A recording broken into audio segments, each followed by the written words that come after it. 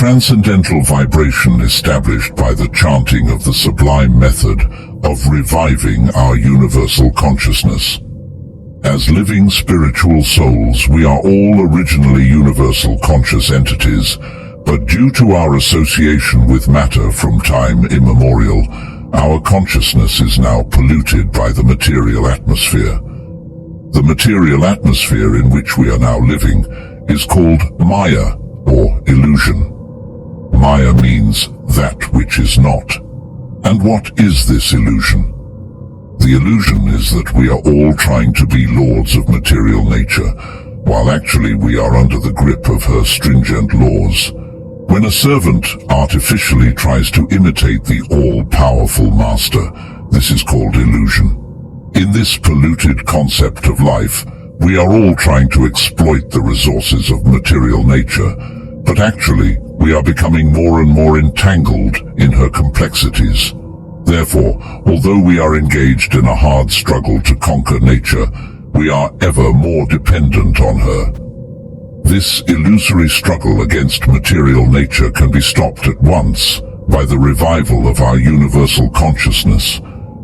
Universal consciousness is not an artificial imposition of the mind. This consciousness is the original energy of the living entity. When we hear the transcendental vibration, this consciousness is revived. And this is the process recommended for this age by authorities. By practical experience also, one can perceive that, by chanting mantras or the great chanting for deliverance, one can at once feel a transcendental ecstasy coming through from the spiritual stratum. And when one is factually on the plane of spiritual understanding, surpassing the stages of the senses, mind, and intelligence, one is situated on the transcendental plane. This chanting is directly enacted from the spiritual platform, and thus this sound vibration surpasses all lower strata of consciousness, namely sensual, mental, and intellectual. There is no need, therefore, to understand the language of the mantra, nor is there any need for mental speculation or any intellectual adjustment for chanting. It springs automatically from the spiritual platform, and as such, anyone can take part in the chanting without any previous qualification and dance in ecstasy. The word Hara is the form of addressing the energy of the Lord, and the words Krishna and Rama are addressing the Lord himself.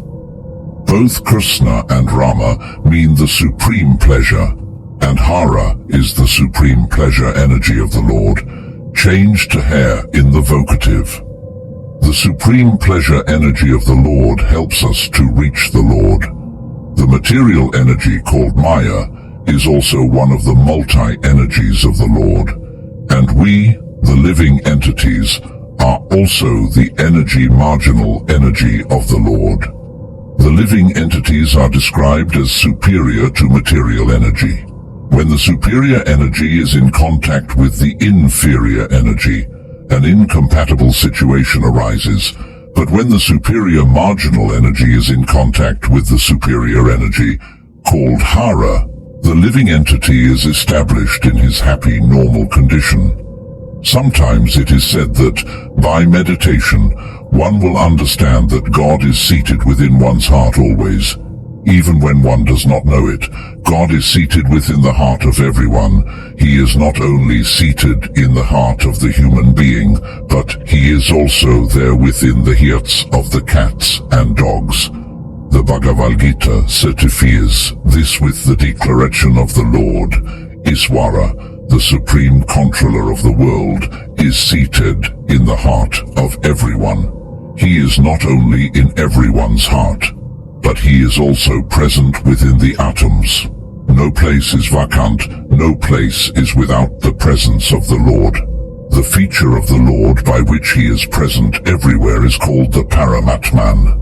Atman means the individual soul, and Paramatman means the individual supersoul. Both Atman and Paramatman are individual persons. The difference between them is that the Atman, or soul, is present only in one particular place, whereas the Paramatman is present everywhere. In this connection, the example of the sun is very nice. An individual person may be situated in one place, but the sun, even though a specific individual entity, is present over the head of every individual person. In the Bhagavad Gita, this is very nicely explained. Therefore, even though the qualities of all entities, including the Lord, are equal, the Supersoul is different from the individual soul by quantity of expansion. The Lord, or Supersoul, can expand himself into millions of different forms, while the individual soul cannot do so. 48. The Supersoul, being seated in everyone's heart, can witness everyone's activities past, present, and future. In the Upanishads, the Supersoul is said to be sitting with the individual soul as a friend and witness. As a friend, he is always anxious to get the individual soul back to home, back to Godhead. As a witness, he is the endower of all benedictions that result from the individual's actions.